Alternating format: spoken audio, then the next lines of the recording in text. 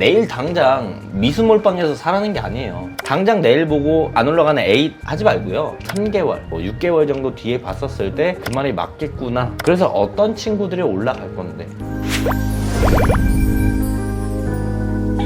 안녕하세요, 박태욱입니다. 이제 5월이 다 끝났고 이제 6월이 다가오죠. 6월이 지나면 이제 상반기가 이제 끝이 납니다. 상반기가 끝이 나면 이제 우리가 하반기를 좀 준비해야 되는데, 우리가 이제 올라갈 섹터를 따라가는 것도 좋지만 몇 개월짜리로 이제 생각을 해 봤었을 때는 올라갈 섹터들을 미리 선점해 두는 것도 매우 중요합니다. 우리가 싼 가격대 잡아놓고 끌고 가는 전략들을 가져갈 수 있는 섹터를 조금 말씀드릴까요? 그래서 오늘 준비한 건 두 가지 섹터입니다. 지금부터 하나하나 조금 설명을 좀 드리도록 할게요. 자, 첫 번째 섹터는요, 전력전선입니다. 사실 전력전선 섹터들이 올해 초에 좀 강한 모습들을 보여주고 나서 그 뒤에 이제 지지부진했어요. 기본적으로 이제 AI 관련주들이 많이 움직입니다. AI 관련주들이 많이 움직이고, 그러면서 이제 보안 친구들도 움직이고, 그러면서 이제 데이터 센터 관련된 친구들이 움직이고, 그 다음에 이제 전력전선 이런 친구들 같이 움직이는 모습들, ESS 이런 식으로 좀 움직이는 모습들을 많이 보여주는데, 어쨌든 이런 흐름들과 플로우들이 좀 만들어진다라고 보시면 좋을 것 같아요. 그래서 AI 관련주들이 최근에도 한번 좀 좋은 모습들을 보여줬죠. 전력전선이 이제 삐쭉 올라왔다가 조정받는 게 아니고 추세를 타면서 이런 식으로 계속 올라가는 시즌이 이제 다가고 있다. AI 친구들 우리가 버리고 갈 수는 없을 거예요. 지금 앞으로 이제 우리가 미래에 계속 사용할 건 AI고, AI를 많이 쓰면 쓸수록 데이터 센터에 대한 부분들이 많이 필요한 건 당연히 알고 계실 거예요. 그렇다 보니까 이제 우리가 SMR이라고 하죠. 소형 모듈 원전이 만들어지면서 우리가 데이터 센터를 지을 때 땅값이 비싸니까 데이터 센터를 이제 저 공터에 멀리 크게 짓고 나서 전력을 끌어와야 되는데, SMR을 옆에 세워두고 거기서 이제 전력을 바로 끌어당겨 쓰자, 이런 얘기들도 많이 나오고, 여기서 끌어당겨 쓰면서 사용을 하되 어느 정도 여유가 있는 여유분의 전기들은 전력들은 ESS에 저장해 두자, 이런 플로우가 좀 진행이 되고 있어요. 그래서 결국엔 이런 것들이 다 진행되는 부분들이 AI로부터 시작이 됐고, 그런 게 퍼져나가게 되면 이제 전력전선 친구들까지 우리가 주목을 해서 당연히 봐야 되는데, 전력전선 친구들이 1월, 2월에 상승을 해주고 나서 충분히 조정을 받았어요. 충분히 조정을 받았고, 5월 27일 기준으로 전력전선 친구들이 다시 한번 좋은 모습들 충분히 보여줄 수 있지 않을까 생각을 합니다. 오늘 나왔던 얘기로는 이제 한전에서 송변전 설비를 확충한다. 2028년까지 72조 8천억을 투입을 한다라는 내용들이 나왔어요. 오늘 전력전선 관련 주 중에 이제 대장으로 움직였던 게 TC 머티리얼즈가 오늘 상한가를 좀 만들어줬고, 같이 움직였던 친구들이 광명전기라던가 세명전기라던가 재룡산업이라던가 이런 친구들이 같이 움직이는 모습들을 보여줬어요. 그래서 우리가 어느 정도 충분히 이제 조정을 받았고, 전력전선 친구들이 이제 전체적으로 섹터의 순환매가 돌면서 우상향의 모습들을 지금 당장 보다는 우리가 하반기까지 쭉 봤었을 때 좋은 모습을 보여줄 확률이 많이 높다. 그래서 전력 전선, 전력 설비 관련주들이 갈 때가 됐다라고 생각을 합니다.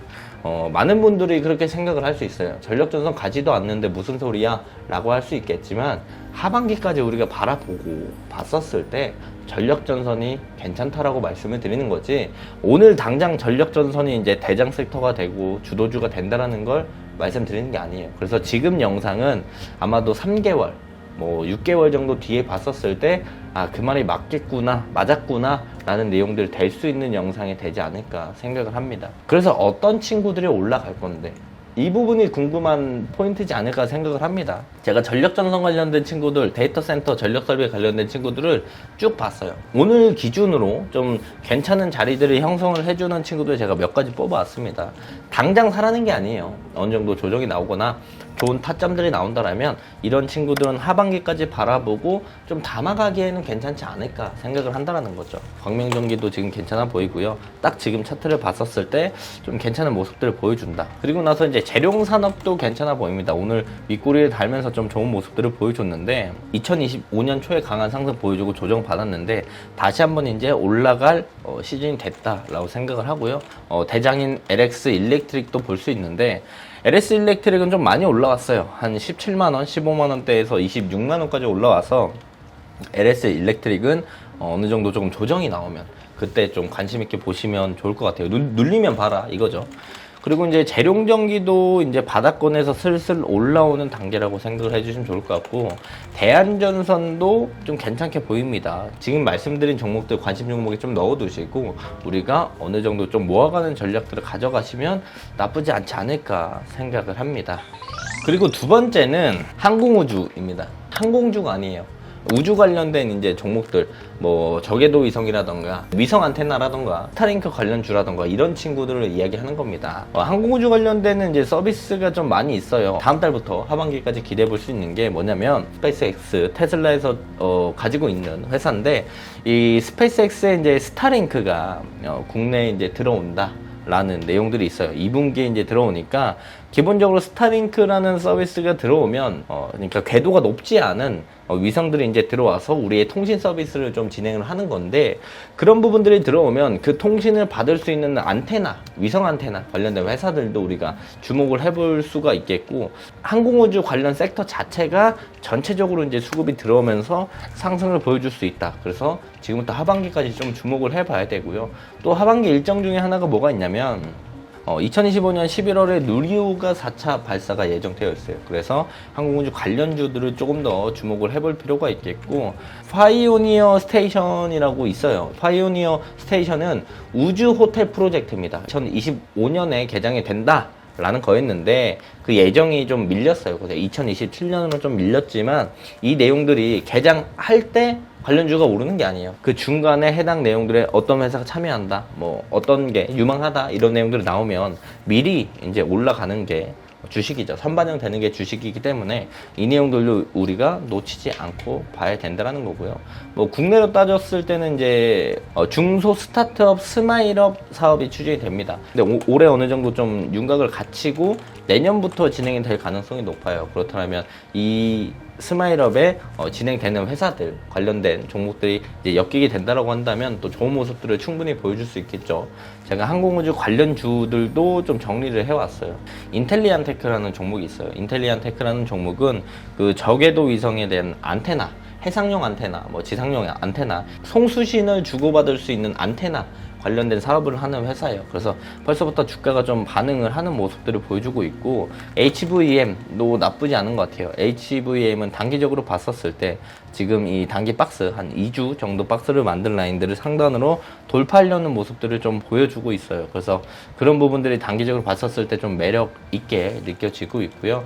그 다음에 LK 삼양도 괜찮아요. 최근에 이제 거래 대금이 엄청나게 많이 들어오면서 LK 삼양이 앞부분의 물량들을 좀 해소해주고 올라가주는 모습들을 보여주는데, LK 삼양에 이제 스타링크 관련된 관련주로 엮여 있어요. 그래서 단기간에 이제 제일 좋은 모습을 보여줄 수 있는 게 LK 삼양일 수도 있겠다. 분할 매수 관점으로 보면서 하반기까지 끌고 간다면 좋은 결과를 좀 가져갈 수 있을 것이다. 세트렉 아이도 좀 나쁘지 않은 것 같아요.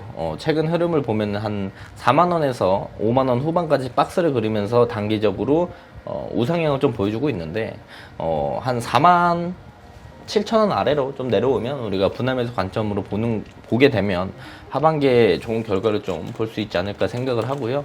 AP위성도 저는 괜찮게 보고 있습니다. AP위성이 제일 최근에 이제 거래 대금이 어느 정도 들어왔냐면 900억 정도가 거래 대금이 최근에 들어왔어요. 앞에 이제 물량들을 해소해주는 과정을 좀 가져가고 물량들을 모으는 매집에 대한 부분들이 눈에 보여서 AP위성도 우리가 좋은 모습들을 보여줄 수 있기 때문에 관심 종목에 넣어두시고 보시면 좋을 것 같고요.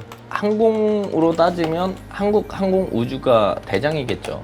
한국 항공우주의 흐름을 좀 보면서 우리가 다른 2등주, 3등주 좀 친구들을 관심 있게 보다가 자리들이 잘 만들어진다라고 한다면 공략을 해봤었을 때 뭐 하루 이틀보다는 조금 길게 가져간다라고 한다면 우리가 좋은 결과를 가져갈 수 있는 종목들이지 않을까 생각을 합니다.